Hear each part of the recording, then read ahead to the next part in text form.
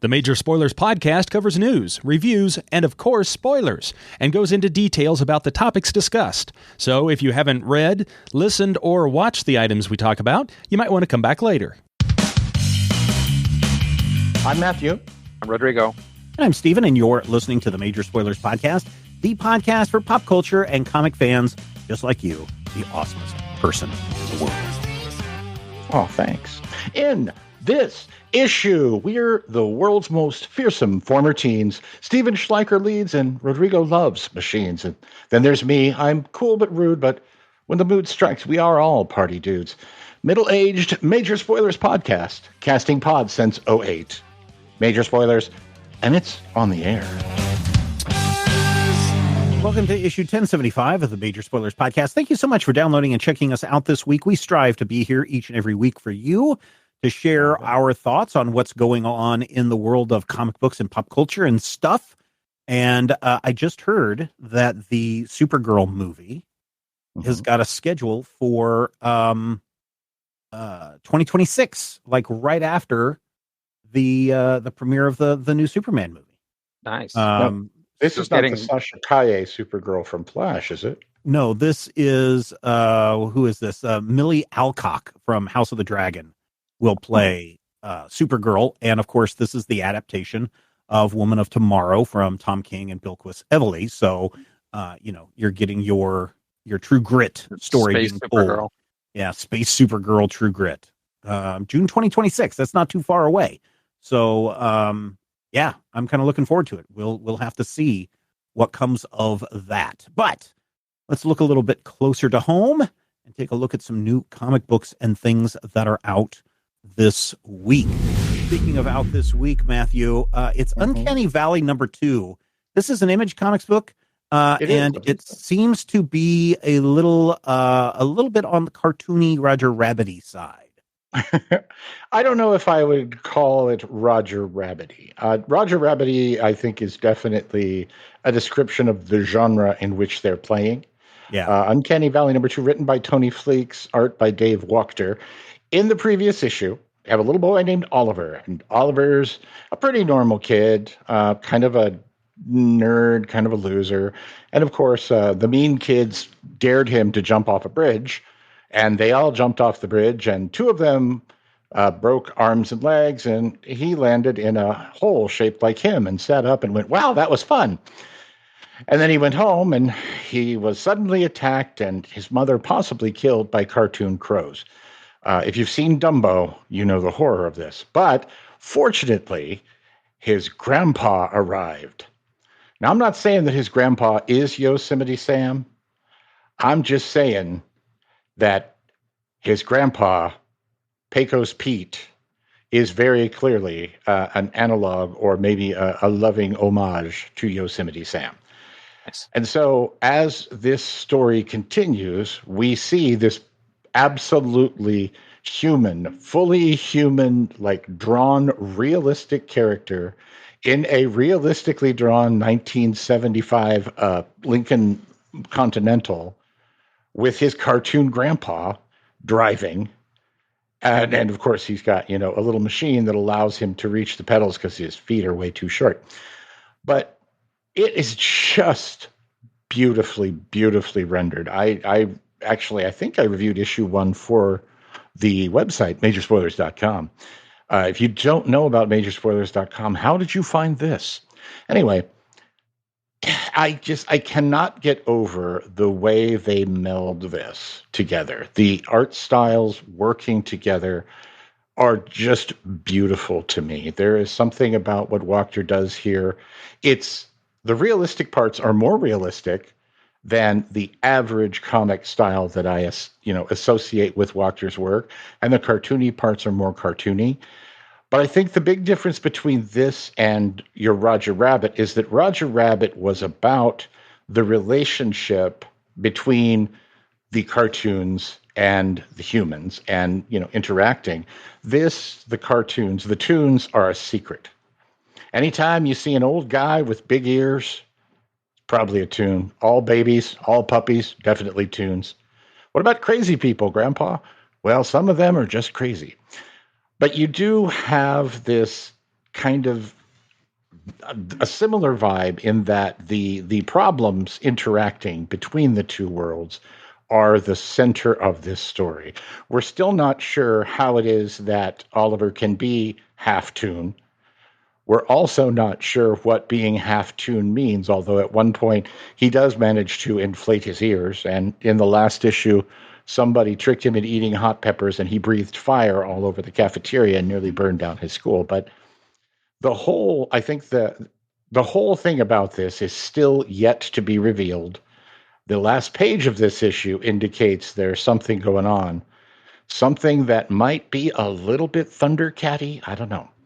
But I will say this. I loved issue 2. I really, really liked issue 1, but I loved issue 2, and I loved what it did for the character and with the character of Oliver. So when you look at it, I'm going to go 5 slices of meatloaf for Uncanny Valley number 2. Tony Fleecs is one of the creators of Local Man, which is the other book that I love that melds 90s style image storytelling with modern image comic storytelling in a really, really impressive way. So I'm not saying I'm going to read everything Tony Fleecs writes from now on, but I'm definitely going to watch for that name, and Wachter as well, because this is a gorgeous comic. Yeah. Quick correction. You had said that this was an Image Comics book. This is the Boom Studios comic. I knew that was a little weird when I said Image Comics. I was like, oh, I think that's Boom Studios. And so I looked, and yes, indeed, it is Boom Studios, and it is out this week. I apologize. Also out this week is something Rodrigo needs to get his hands on right away. What is it?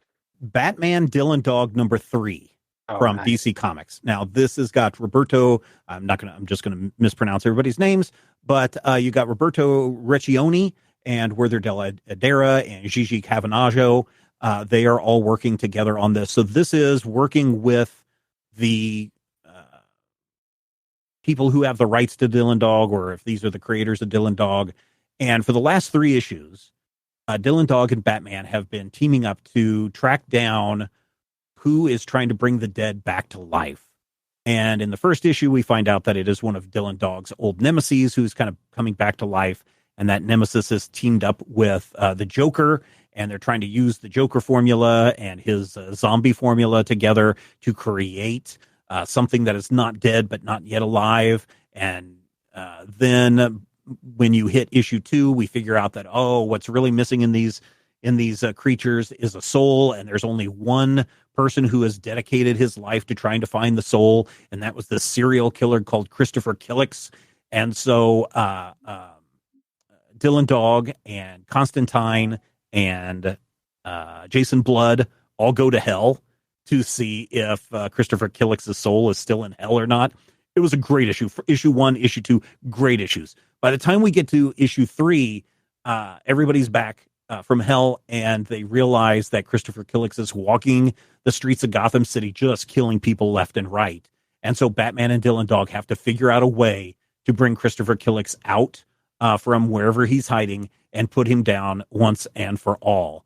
And wow, they even have to enlist the help of the Joker, because the Joker really wants Christopher Killix to come back because he wants a friend. And Christopher Killix is like, I'm nobody's friend and I'm not going to play with you. And the Joker is sad. So he's the one that hires Dylan Dog to go and bring down Christopher Killix. This is a great story, Rodrigo. There's something about this 3-issue arc that really feels like the best of spooky Batman from the late 80s or early 90s. And then again, when they tried to resurrect the spooky Batman tales in the mid 2000s. Mm-hmm. And just for Dylan Dog to be in there as well. Groucho is there. So he gets some Joker juice put into him and they have to save him. And then just all of the other characters that pop up in the situations. This is more of a Dylan Dog book than a Batman book, because Batman doesn't even show up very much in issue number 2. It's basically him and Constantine. Mm-hmm. And then because this is Dylan Dog's story in issue 3, Batman only shows up in a couple of places. But the way that they pace this story is great, where they will, and this is 60 pages. That's the other thing that I found very impressive. 180 pages for the 3 issues, $5 for each issue. That's a deal right there. There are times where they just let the panel hold, where Dylan Dog will ask something, and you'll cut to Batman, and he's got this stoic look on his face.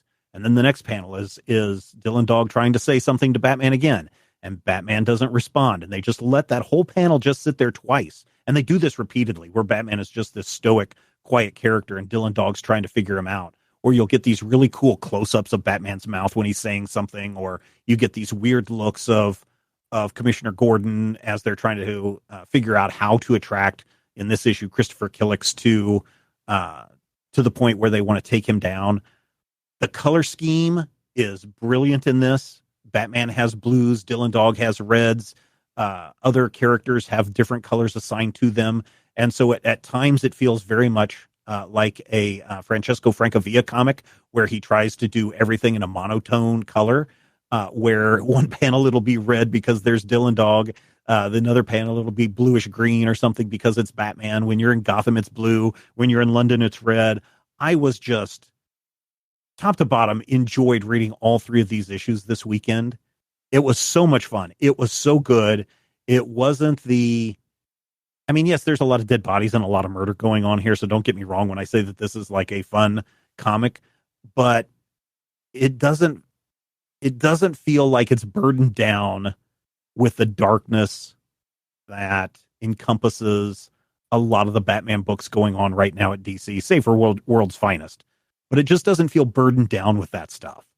And so this is a fun break. If you are somebody that's just like, I really love Batman, but I want a break from whatever is currently going on in the continuity, in quotation marks, over at DC Comics, then go and grab the 3-issue run of Batman Dylan Dog.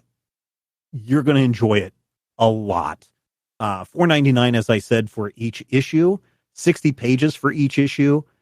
That's a lot of comics for the price, considering that there's some books that are out this week from another publisher that are like $8 to $10, $8 to $10 per issue. That's getting a little crazy. But Batman Dylan Dog number 3, 5 out of 5 slices of meatloaf. What a fun book. It was a joy to read, top to bottom. So there you go. And I knew, Rodrigo, that you're a Dylan Dog fan. This book had me so interested in even going back and watching the Brandon Routh movie. Yeah. Isn't that funny when that happens? Is like, the Fallout show came out, and I was like, oh, I remember playing Fallout. And then I'm like, I also remember like getting really tired of playing Fallout. I mean, I enjoyed it. And it's kind of the same thing with this movie, right? It's like, I'm actually going to enjoy rewatching the Brandon Routh Dylan Dog. I don't know. I got really close, but then I pulled back at the last minute and watched Ghostbusters instead. So, it's really, Rodrigo, if you've got $15, $18 sitting around, go and pick these issues up, and I think you'll really get a kick out of it. So there you go. That is out this week, out today, in fact, from DC Comics. All right, let us jump ahead and take a look at Atta Boy over at Mad Cave Studios, and Rodrigo picked that, I think, trade up, and has read through the entire thing. Yeah, it's long for a comic, but short for a trade. It's 70 something pages. It's $17. Right. It's $18, right? So, also I would say reasonable price for the size. So Atta Boy is difficult to explain. It is, or it starts as the manual for a video game. And it then slowly begins evolving, deteriorating, hard to tell, into a story. And eventually that story itself sort of like expands and grows into an examination of like life and identity. There's a lot going on here. If you're gonna read Atta Boy, and I think it's a volume 1. I think they're actually planning on maybe making a second volume. But if you're gonna read it, I recommend that you go through once, reading all the text, trying to make sure that you get what the story is saying and doing, and then go back again and just look at the art. I'm not saying don't look at the art the first time around, but spend your second read through doing nothing but looking at the art. This is a loving homage to Mega Man. I immediately realized that upon looking at it, and then reading this manual and what the enemies are doing and sort of what the general story of it is. I was like, oh, somebody loves Mega Man. And right down to the fact that there is basically a Proto-Man character who knows what's going on, but sort of needs you/the main character to figure out things on your own, and doesn't necessarily just tells you that something's going on, but doesn't tell you what it is, right? It is very weird. It's like a very weird comic.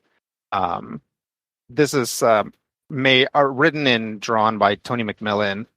McMillan's art is, I don't know, expressionistic. It's like scribbly and scratchy, and the lines are like very thick in some places. It looks like, especially in this, it looks like it was colored, purposefully roughly with markers. McMillan's art reminds me a little bit of sort of those late 80s, early 90s, like Vertigo stuff, like the Max. Not that the Max is Vertigo stuff, also the Max. If you've ever seen Ralph Steadman's art, there's something about that scratchiness that reminds me of it. It's not as hideous and gross, and that's not saying I'm not criticizing Ralph Steadman's art. It's purposefully ugly and gross in places. But yeah, I really enjoyed this a lot more than I thought I would, especially since I'm I will read this comic. Oh no, it's 70 something pages. I have 10 minutes before the show starts. But having read it, having looked at the art, and I had a little more than 10 minutes. I really have come to enjoy it very much. Again, if you love Mega Man, or if you love that sort of generation of NES games, I strongly recommend you pick this up. I'm giving it 5 out of 5 slices of meatloaf. It kind of, I feel like it really does everything it sets out to do really well. What's that X-Men character? That's the Cypher, whatever he is. He's like the virus or the computer program. Oh, Warlock. Warlock. That's it. Sorry. The art kind of reminds me of that 90s drawings of Warlock. Yeah, definitely. If you look at Atta Boy head on, he definitely has a Wolverine vibe. Yeah. But that's, I think, supposed to be his helmet. So it's the helmet goes all the way around his head. They do. Yeah, actually, yeah. It definitely, you're right. There's definitely a Warlock vibe to this. Yeah. And it's just from the whole art style, this kind of scratchy, scribbly kind of stuff. It looks kind of cool. Yeah. And it does look like it's a very fast read because there's a lot of action. There's a lot of images and not a ton of text. I don't know if there is a paragraph in it. There is, but you get to that later when you start to realize what's happening and people actually have full on conversations. Yeah, that's really cool, man. How many slices did you say you give this one? 5. 5 slices of meatloaf. Very nice. We have a bunch of winners, I think, this week in our comic book roundup. Now, dear listener, if you are sold on going to grab Batman Dylan Dog #3 or Uncanny Valley #2, we have links in the show notes to our Amazon affiliate link, and you can go and buy those digitally or the physical copy, whichever way you like. A little bit comes back our way. Unfortunately, Atta Boy from Mad Cave Studios, that is not listed on Amazon. So we don't have a way of linking that directly to you. However, you can go to the Mad Cave Studios website, or you can go to your local comic book shop and order it directly there. Pick it up. It comes out May 29th, 2024. Thank you to everyone who supports the show and all the shows in the Major Spoilers Podcast Network. This week, we got a couple of people to thank this week. The first goes out to Keith Weyer, who is our newest gold level patron. Thank you so much for that, Keith. Keith gets access to the VIP live chat and up to 8 bonus episodes each month that are exclusive to our Patreon feed. 8 bonus episodes. That's I think right now we put out about 5 podcast episodes a week. So we put out 20 episodes a month just to the general public, to people that are listening. But we release up to 8 bonus episodes on our Patreon feed for gold members. So you've almost got an episode to listen to every single day of the week, whether that be the GM Roundtable Octoon Cthulhu edition, the Monday Mystery Matinee that Brad and I do, where we're talking about the TV series Sugar and also some other mystery stuff, the VIP live chat where I tell you what's going on behind the scenes, all those things that you get at the gold level member when you become a patron at patreon.com/major spoilers. If you want to sign up for $5 a month and become a silver level member, then you get up to 4 bonus episodes each month, including the Major Spoilers podcast pre-show, where this week we talked about a controversial video that Rodrigo may have released this week. What are we talking about? You're going to have to listen to the pre-show and then go check out Rodrigo's YouTube channel to find out more on that. And then finally, I want to send a big thank you out to Matthew Longcake, who made a direct contribution to our fund this past week, our computer replacement fund, that is.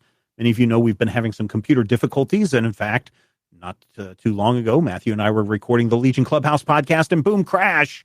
Computer went down again. We need about $1,200 to get this new computer to ensure the continuation of the show. And Matthew was like, well, I don't really want to become a regular contributor on your Patreon feed, but I'd like to give a one-time donation, which he did. Thank you very much for that, Matthew. If you would like to give a one-time donation, go check out our Linktree address, linktr.ee/major spoilers. I know it's really confusing, but you will find a one-time payment button there where you can make a contribution of any size that you like, and it is more than welcome as we get to our new goal of trying to get this laptop replaced. And I know with the awesome people who are out there, like Keith and like Matthew, we can do it. I know we can, because you're all of our superheroes. Find out more about our Patreon at patreon.com/major spoilers. All right, guys, it is time. It's time to talk Teenage Mutant Ninja Turtles. I remember reading the original Eastman and Laird comics. I remember watching the original issues. I do have the original issues, yes. And somewhere I do, because they were oversized. That was one of the things that I thought was a little weird, was that at least one of those, maybe it was a reprint or something, was an oversized comic. The other thing that I remember is watching the original cartoon series when it came out, played the video game series when it came out, didn't watch the movie, the very first Teenage Mutant Ninja Turtles movie when it came out, only because, when they opened their mouths and you could see the human inside, it was kind of creepy. But, I've kind of followed every iteration of the Turtles as they've come out over the years. In fact, the most recent movie that hit movie theaters took the whole family to, because the young boys, one who's now 18 and the other who just turned 13. Oh, no, he's not 18. He's only 17. They both wanted to go see this movie. So we went and saw the most recent Teenage Mutant Ninja Turtles movie. And it seems like every time we get an iteration of the Teenage Mutant Ninja Turtles, they change something. Mostly their origin story and how that leads into things. Now, I'm kind of a big fan of the original origin story, the way that it was just a ripoff of Daredevil. And then, in the cartoon show, they, as they retold the tale again in a different, more kid-friendly way, I'm down with that. And that's what IDW Publishing is doing in their very first take on the Teenage Mutant Ninja Turtles when they took on this series in, God, I don't know, 15 years ago or something like that. Wow. I forget how long ago that that IDW took on the Teenage Mutant Ninja Turtles. Do you remember, Matthew, how long it's been? I want to say it was around 2012, but now I can't remember. Yeah, I'd have to go back and look. But this week we're taking a look at Teenage Mutant Ninja Turtles, the IDW Collection Volume 1, which collects the first 12 issues of the ongoing series, plus the Raphael, Michelangelo, Donatello, Leonardo, and Splinter micro series one-shots that came out, which is really weird because all of those one-shots tie right into the main story that's going on. So it's kind of like a crossover where it's like, you're wondering how Spider-Man got his new costume? You're going to have to go read The Amazing Spider-Man to find out. Kind of stuff. And so I'm glad that they put these not after the 12 issues, but inserted them where you're supposed to read them in the story. Yeah. I like that. And of course, the reason why we're taking a look at Teenage Mutant Ninja Turtles is because the final issue is coming out very soon, issue 150. And then, of course, they're rebooting everything and doing it all over again. Yeah. But I think the thing that kind of was weird for me, and I'm still trying to grasp it, is the origin of the turtles this time. Still a lab, still a mutagen, but this time Splinter and the boys are all reincarnations of ancient Japanese warriors and his family. Yeah, I get that, and I feel like in the grand scheme of things, having that memory implant or cloning or racial memory, whatever you want to call it, kind of in 2011, 2012 terms, is more believable, and I say believable with air quotes no matter where I say it, than the idea that the rat learned how to be a ninja while in a cage and then taught the four turtles how to be ninjas in a year in the sewers of New York City. Yeah, but in the original series, wasn't it the Splinter went to go touch the turtles? He was a human. Touched the turtles, got the ooze over him, and then touched the rats and turned into the rat. See, I don't remember which was the original. Yeah, that has no lie. It's so they have changed that origin so many times, and that it's hard to keep track of that. Yeah, that's kind of what it's interesting that they went this direction, because if you watch something like Mutant Mayhem, right? Splinter's not even Japanese; he's actually Chinese. He's Jackie Chan, right? Right. It's like the Hamato Yoshi Orokusaki feud is very important to some iterations of the Turtles and completely ignored by others, right? And I think what they wanted to do with this one is that they wanted to actually put more weight on it. They wanted to be like the Shredder versus Splinter feud is going to be like a central spoke of this, right? Like we're going to write whole stories around it. And then they were like, oh, but like, are these guys going to be ninjas in like the 90s? Like, that seems weird. So then I think that's where that past life angle is. Like, they want to give it more weight. They're like, it's bigger if they were ninjas during the period in Japan where ninjas were supposed to be most active, and there were multiple ninja clans and everything. But unfortunately, I'm with Donatello for the majority of this.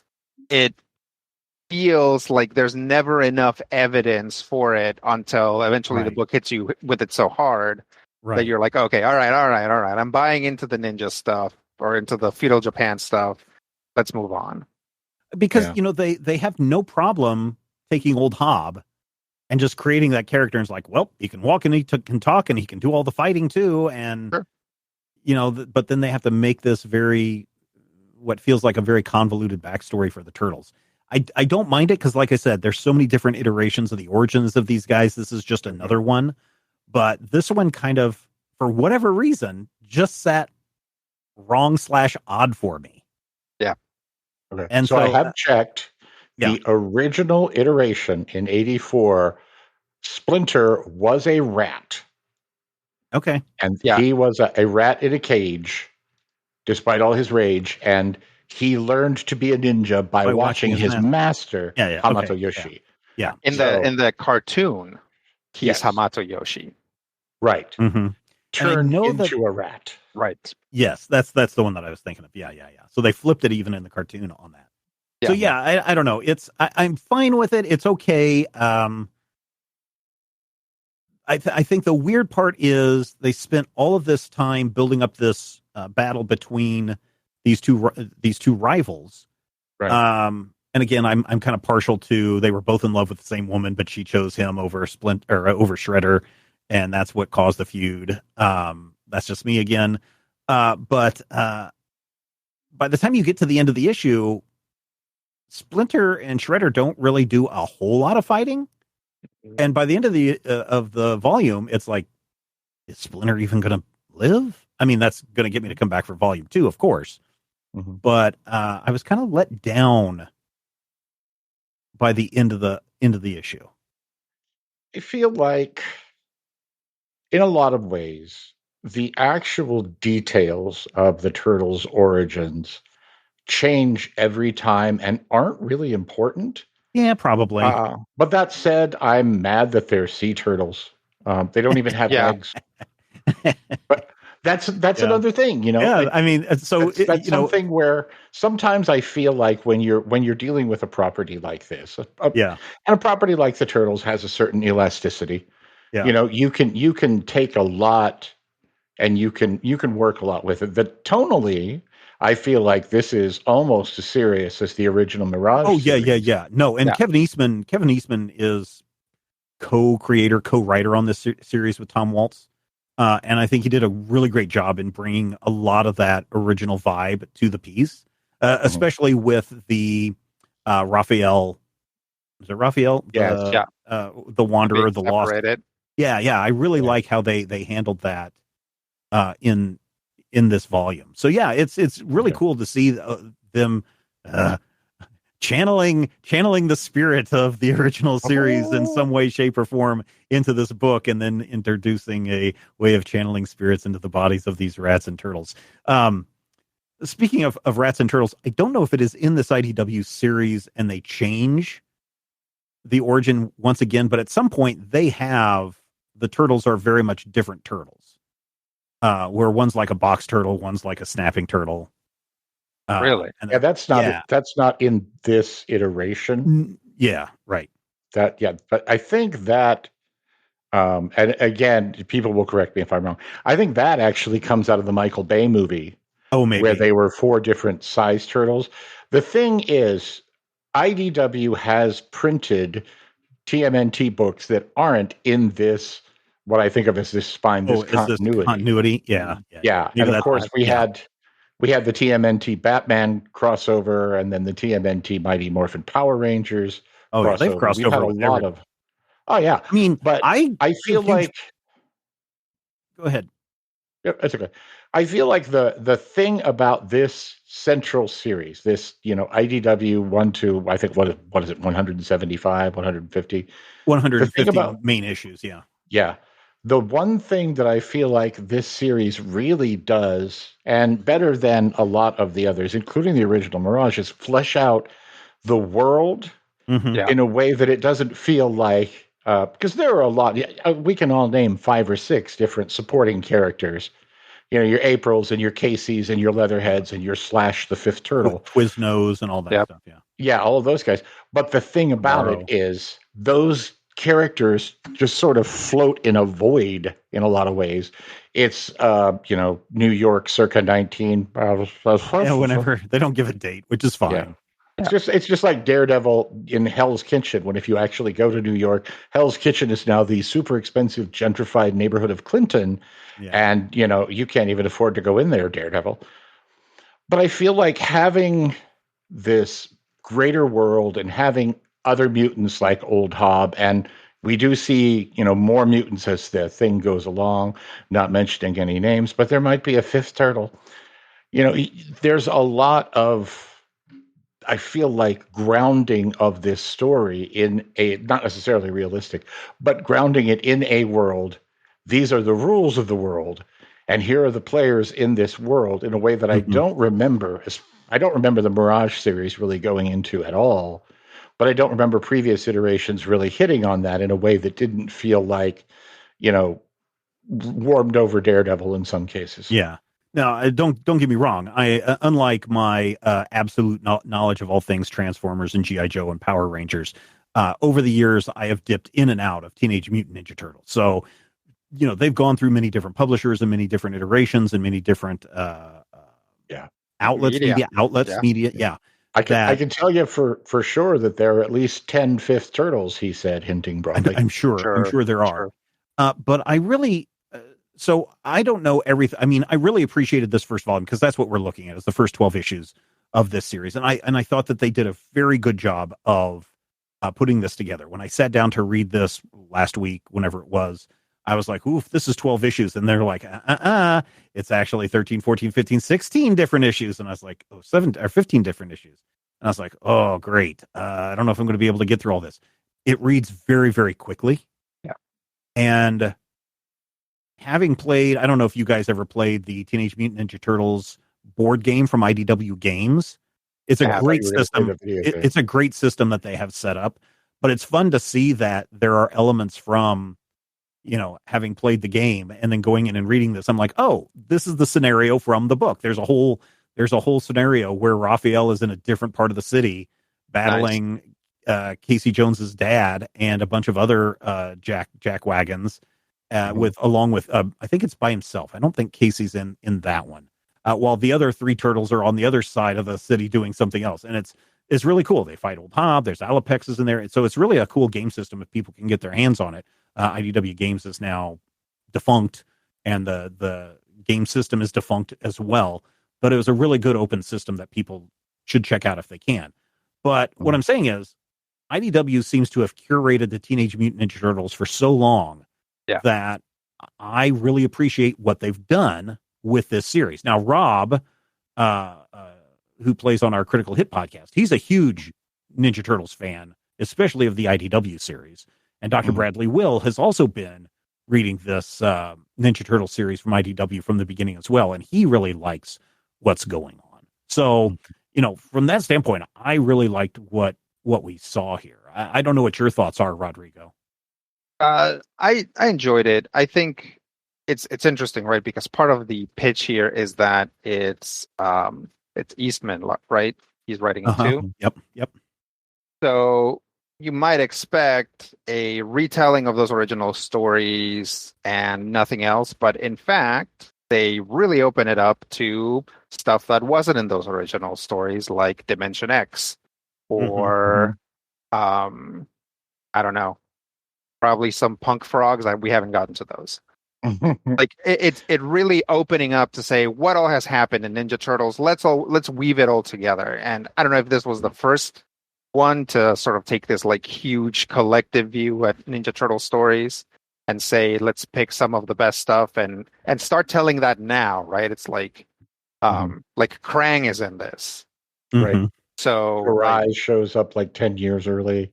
Yeah, and that's the other one. Is like it's like a lot of the things that you're like, well, eventually, they get to this point. It's like some of that stuff has been front loaded, right? So you're like, okay, we're already dealing with like two separate organizations that are creating mutants, right? That are antagonistic to the turtles. So I enjoy that. As someone who has also kind of dipped in and out of Ninja Turtle stuff for forever, because I was the target demographic for when the Ninja Turtles started up, like going hardcore after kids with like action figures and cartoons and movies. I've always kind of kept an eye on the Ninja Turtles. But it doesn't ever like super hold my interest.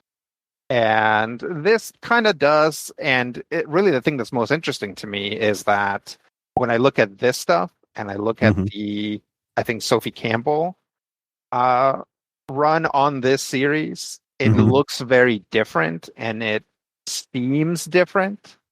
So the thing that I'm kind of most interested about is like, is it a slow changing of the guard into that story and that sort of I don't know, storytelling style, or is it like, okay, Turner's taking over, like pull a lever, dump a bunch of stuff in, all the turtles get zapped by a laser that makes them look extremely roundy and cute. Yeah, I think that may be just artist and writer choice, but I never feel like in this entire run that they're just like, oh, we're rebooting everything. It feels like everything is an ongoing thing. Yeah, I'm curious on the statement you made about the preloading the stuff, because there's like 20 plus years of Ninja Turtles floating around that people know of.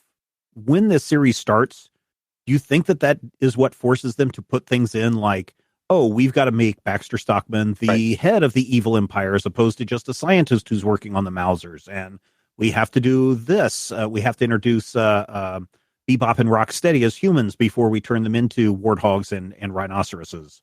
Yeah, we have to do that stuff because people are going to expect it, because they already know all of this stuff from all of the other years of media. I think so. And it also allows to sort of like play with it. I don't think there's any big swerves in this. But it gives them that opportunity, right? It's like if you know what Baxter Stockman's story is, Mhm. then you have a 50-50 chance of getting what you want out of this, because actually Baxter Stockman has multiple stories in which something different happens to him. Yeah. But yeah, it's like, you know, the name Baxter Stockman, you know, the name Dimension X, you know, the name Planet Neutrino, you know, the name, you know, like all of those things. And so even if they just tap them, if they just mention them, then you are already tuned in. And with that, in that same breath that they say, hey guys, listen, Krang is already here, kicking over trash cans and breaking mailboxes. We're also introducing Alopex, and we're also introducing these characters, like just completely as part of this, you know, not giving them giving them an intro, but everybody gets their intro. Yeah. But also saying, hey, these new characters are going to be relevant, and it makes you suddenly be like, do I know this character? Have I ever seen this character before? Because they're treated in the exact same way as all of these characters that fans have this like reverence for. Yeah, like you just expect your audience to know them even though they're brand new, and so that makes them feel like they automatically fit in with this world. Because I think Old Hob is a new addition to this in IDW, so. and I want to say Alopex is too, but I may be wrong on that. Alopex is new. Alopex is from this. I don't know if Old Hob is. Oh, yep, it is. I pulled up the Wikipedia to see like. Oh wait, no, hang on. Yeah, new character. So Old Hob is new. Alopex is new. You know, Kid Demon is new. Not Kid Demon isn't in this, but you know. Right. Oh, spoiler alert, ladies and gentlemen. I think that is also one of the strengths of this, is that with that broad of a character base and that many different iterations, that much time, you do have that built-in moment of, hey, it's that guy. But then you can also introduce somebody in a way that is different. You can say, oh, well, yeah, this is what you think you know, and then there's this. And I will say it, I kind of hate that everything you know is wrong approach in theory. But most of the time in this particular book, it works. It works very, very well. Right. So that brings me to April O'Neil, who, man, in every iteration of TMNT, April O'Neil is somebody different, right? Yeah. I think most people like to think that they know April O'Neil as, you know, plucky news reporter, April O'Neil. But here she's just like college research assistant, April O'Neil. Yeah. And yet everybody else still kind of has their origin story kind of intact. Casey Jones's story is still the same: broken family, abusive father, the Turtles, mutagens, Splinter, mutagen, Shredder, evil guy, the Foot Clan, which again, we'll talk about them in a moment. But April O'Neil has really got a very dramatically different, not origin story, but occupation in this book than what we've seen previously. The thing is, like, wasn't she a research assistant in the original? I think she was. So in the cartoon series, I remember she was undercover at the and maybe that was what she was doing in the original comic as well. But I remember she was a reporter undercover, and that's how she got into the mess with the Mausers and needing to be rescued by the Turtles, and how they fell in love with her and all that stuff. And even then, my memory may be 30 years. There are so many variations of the Ninja Turtles, and you're right. April O'Neil is it's like, okay, let's decide what all the Turtles are doing and what they're about and what we're going to focus on, and then let's sort of wedge April in here, wherever she fits or wherever she's going to best facilitate that. So this is a story in which her being a reporter maybe doesn't make a lot of sense, or she wouldn't have that much to do, or she would blow the lid on this like way too early, and you know, New Yorkers would freak out, or whatever. Although it seems that anytime anybody meets an anthropomorphic animal, people are like, "What the heck?" and then like immediately get over it, and then be like, "Hey, let's be buddies." So maybe a reporter wouldn't even be that big of a deal. You know, in some of them, April is the same age as the Turtles, whereas here she's, you know, probably got quote unquote, like 10 years on them, or 5 Yeah. or 6 years on them at least. Yeah. So yeah, she kind of, like, more so than almost anybody else, I think April and Splinter very Yes. much get moved to be whatever support system this story is going to need. And that allows them to keep the personalities, at least, of the turtles pretty much the same from iteration to iteration. Like, Right. if you don't, in fact, in this one, all the turtles start out with red And masks. yeah. Yeah. So you can't immediately tell by color who's who. But you can still, like, the moment they say anything, you're like, oh, this is Donatello, this is Leonardo, this is Michelangelo.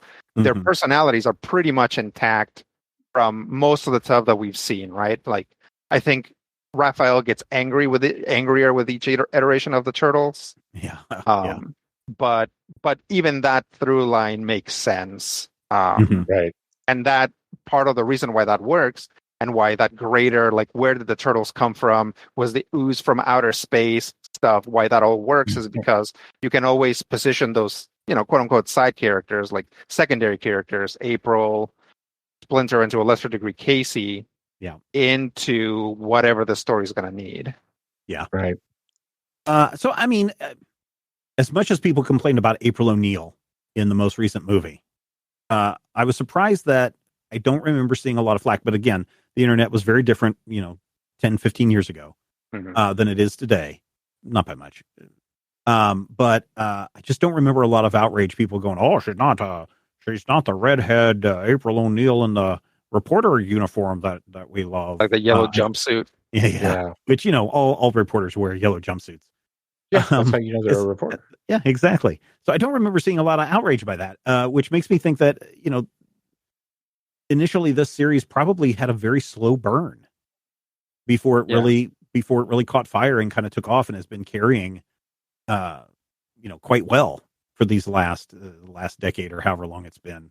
You figure 12 issues a year, 150 issues. That's 10 and a half, 11 years. So yeah, that's apparently it did kick off in 2011, so we're pushing 13. But yeah, I feel like, and again, I've said this several times, the elasticity of the concepts, you can kind of get away with murder. There used to be this whole argument, because if you read those original issues in black and white, some people had read the character of April as African American. Yeah.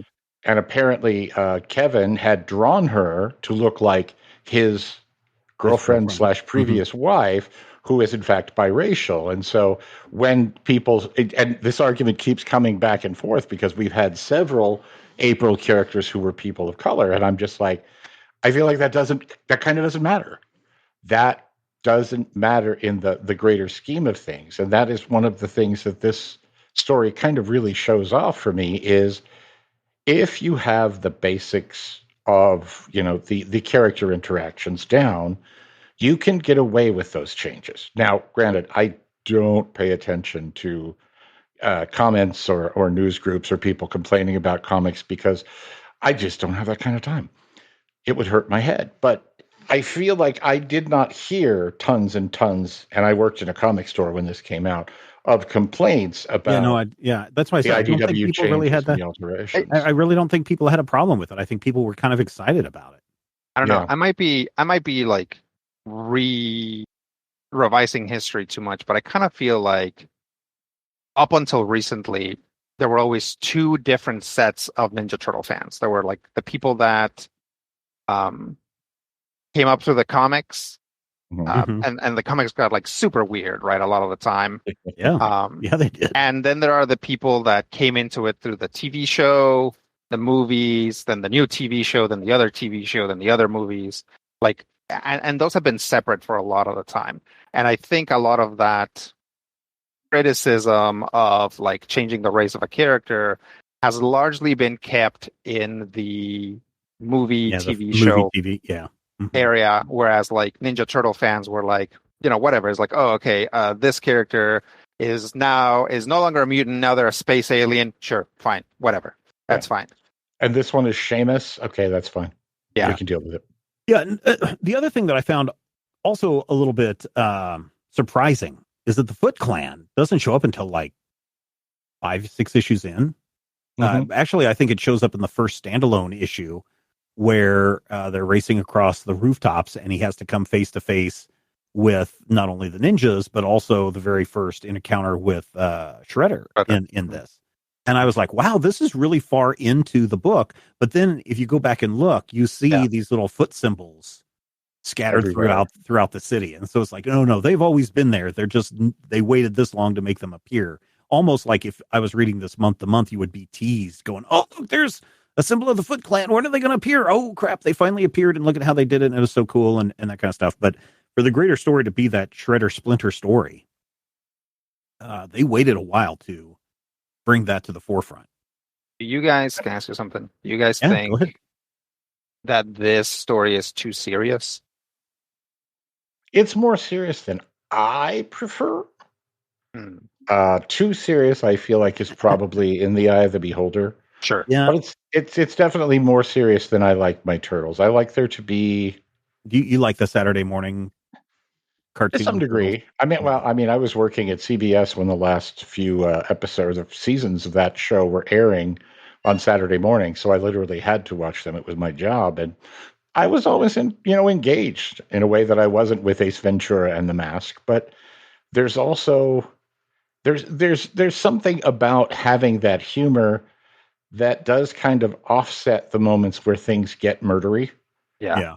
Like the Corey Feldman movie has, to my mind, the first one has a very strong balance of the humorous to the Agreed. serious. Yeah. I feel like the second one goes too humorous. The third one goes way too serious. Yeah. So it's a tough balance. I guess for me, I would go back to what you said originally, Rodrigo, is that there's two types of turtle fans, the comic book people and the other media people. And I guess for me, when I first encountered the Ninja Turtles, it was in comic book form. And so it was dark and brooding and serious, and everybody's in shadows, and it's all black and white. And it's like, ooh, this is a very serious kind of tale. And then I remember when the cartoon series launched, and, I was like recording it, whatever godly hour in the morning that it was on so I could watch it. And I was like, well, this isn't the stuff that's in the comic books, but I do kind of appreciate the humor in it. So I kind of see both hands, but I also know that the cartoon series, which launched all the media side, was supposed to be more oriented to kids. Right. And so when you ask me if this is too serious, I don't think it's too serious. I think it is in the same vein as what I remember reading way back in the day, but without going super, super dark. Like Raphael's bit when he's, wandering the streets and trying to figure out his life or whatever. It's not as dark as when he left the team and he went go wandering off into the mountains. Right. It's not that kind of serious stuff. But it's still, I will say, having read The Last Ronin, remember we read that not too long ago, and we know how dark the series gets. This doesn't feel as dark as it gets. I feel like that calibration is going to have a lot to do with how dark you like your stories to be, too. Yeah. For me, I'm looking at this and I'm like, the Ninja Turtles are literally a joke, right? Like the name is a joke. The Foot Clan is a joke.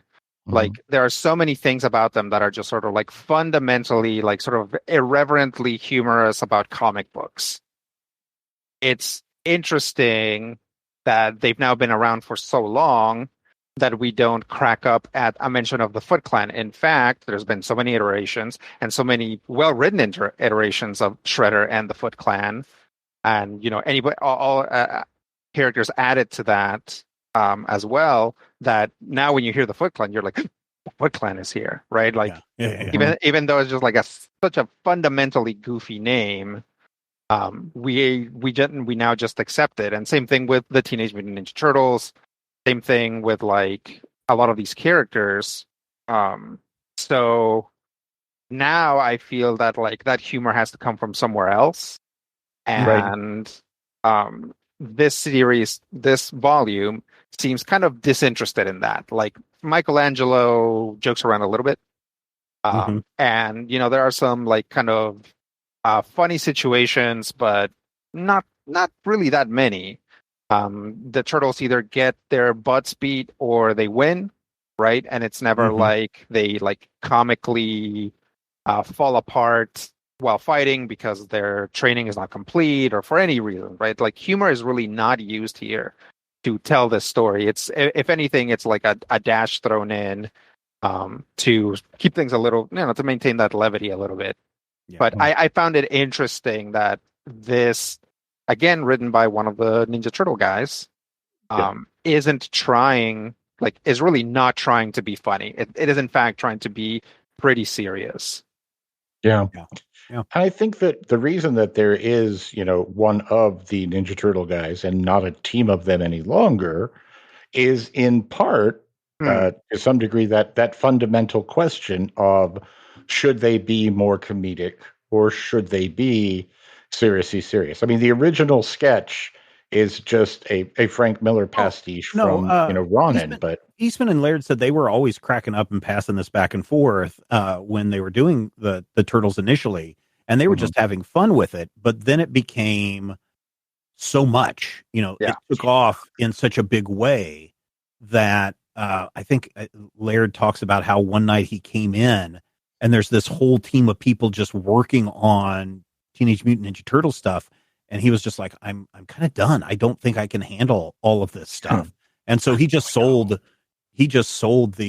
TMNT, his rights off to Eastman. So, $11 million. Yeah, something like that. What were you whispering there, Matthew? I didn't hear what you said. Oh, I don't remember. You have to read it back to me. What is your favorite incarnation of Teenage Mutant Ninja Turtles in media? Mine? Yeah. Mine would be, there is I can't remember if it's from Mexico or if it's from South America, but it's a Spanish language version where the boys can merge into one giant super turtle. And I thought you were going to say like the unofficial like wrestling Ninja Turtles. Those are good too. But no, there's literally one where they like Voltron into a super powerful super tortoise. And I'm just like, yes, these are my people. Have you seen the one? People. Have you seen the one where they're like robot suits? There's like a cartoon that's like a one-time animation where they're robot suits. No. Yeah, it's pretty weird. Yeah, I don't remember what it's called, but that it is official. Yeah, but it's floating out there somewhere. The one that I like is the TMNT movie from 2007, the animated movie. Okay. Something about that one I just really, really like. It feels like, in my mind, the most concise, cohesive version that is trying to take all of the other best parts and put them together into a film. It did fine at the box office. I mean, it didn't do gangbusters, but $96 million on a $34 million budget. So I thought it did okay. That was the Nickelodeon movie. Rodrigo, what about you? For me, I think it's the first movie. Okay. I think like I have gone back and watched it a few times throughout my life, and I'm like, this movie is beautiful. Like it's just such a, like, it has such a good treatment of New York, and then the turtles like get their butts beat and they go off to like hide out in the woods. And at every turn, I'm like, wow, this movie looks like nothing else, and like nothing else since. And I love the way the characterization of the turtles. And also I come at it with this kind of weird thing where I'm not like, oh, that's Corey Feldman or whatever, because the first time I watched it, it wasn't in English. So it it probably is in large part because I was a little baby and was just like in the prime moment to absorb media. But even having gone back and watched it as an adult, I'm like, this is just like a really solid story. Like first, second, third act, movie looks great. Characters look very good, like way better than I would have expected them to look. Now going back and being like, this is being done with like 1991 technology or whenever it came out. So it's like, if you want to be frightened, if you want to be frightened, go look and see the current state of those animatronic suits. They're in bad condition. A a discussion on its own right of like preservation of things like that. Oh yeah, yeah. Yeah, it's like you think, yeah, of course, people love that movie and it made a bajillion dollars. People would care about this, and it's like, no. You know, like to preserve things, somebody has to go in, ask to preserve something, have money or get money somehow, and then do that, right? Yeah. Otherwise, things would get thrown in a warehouse and turn into Freddy Fazbear. Yeah. So going back to this volume, I really enjoyed this series. I thought it was great. I think this is something that I think has enough to get you hooked to carry you through to other volumes and maybe through all 150 issues. So I guess what I'm saying is if you're looking for some Teenage Mutant Ninja Turtles stuff to check out, the IDW collection is probably a pretty good place to start. Matthew, final thoughts from you.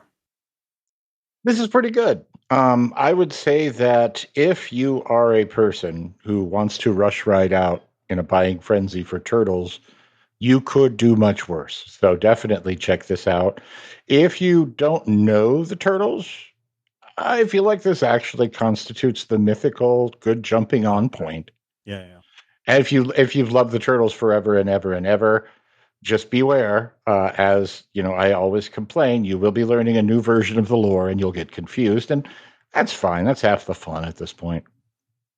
Rodrigo, final thoughts from you, sir.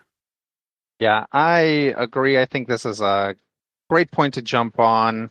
You just have to know going in that the Turtles don't, and kind of in general haven't had any sort of cap as to where they go, right? So this has like past lives, there's been like magic and stuff that has shown up for the Ninja Turtles, obviously super science, aliens, all kinds of stuff, right? So going in, just know that Turtle lore is going to expand to probably encompass that and a whole bunch of other stuff. Yeah, I think eventually Mozart and the rest will all show up in here. They got to, right? Yeah. All right, that's where we're going to wrap it up this week. Thank you so much for downloading and checking us out this week. Next week on the show, we're going to go back to the 90s by taking a look at the Adam Strange series then. In the meantime, you can hear us talk about all sorts of other things over in the Major Spoilers podcast pre-show, another 20 minutes of content just for you.